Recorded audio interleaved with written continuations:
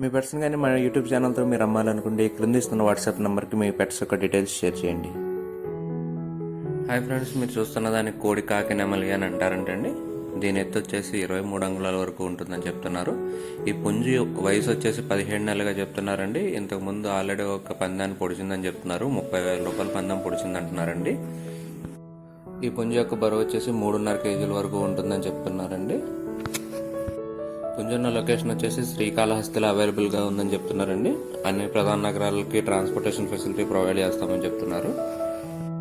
పుంజు యొక్క క్వాలిటీని మీరు వీడియోలో చూసి డిసైడ్ అవ్వచ్చండి.